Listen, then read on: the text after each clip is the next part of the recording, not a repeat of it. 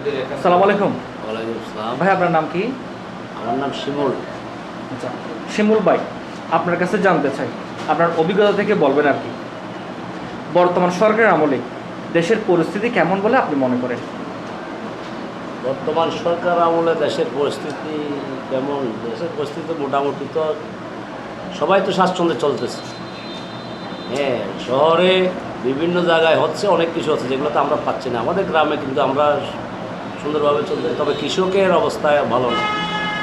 কৃষকের অবস্থা অনেক খারাপ। তারা বিভিন্ন সময় এই যে এখন তরকারির কোনো দাম নাই, তারা চাষ করতেছে, সারের দাম 3 গুণ। হ্যাঁ, কিন্তু চাষ করতেছে, কিন্তু বিক্রি করতেছে 5 টাকা মূলা, 10 টাকা বেগুন। ওরাই তো মরে যাচ্ছে।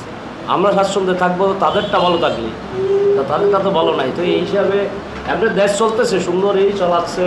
আমরা গ্রামে চলতেছি সুন্দর, কিন্তু শহরেরটা বলতে পারবো না শহরে কেমন চলতেছে, কীভাবে শহরে মানুষ চলাফেরা করতেছে বা কীভাবে তাদের সংকুলান হচ্ছে আমরা জানি না।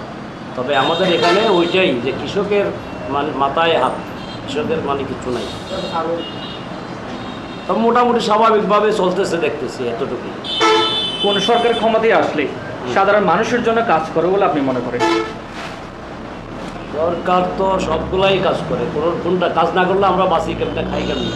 সব সরকারই কাজ করে, তবে কেউ বেশি করে কেউ কম করে এরকম। আগামীতে কোন সরকারকে দেশের মানুষ ক্ষমতায় দেখতে চায় বলে আপনি মনে করেন?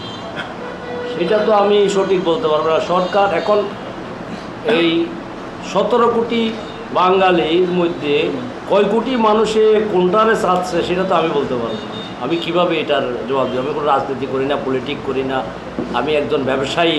তা আমি তো এগুলা সম্পর্কে কিছু বলতে পারবো না। হ্যাঁ, জনগণ যদি চায়, যেটা মেজরিটি পার্সেন্ট রায় দেবে সেটাই হবে সরকার।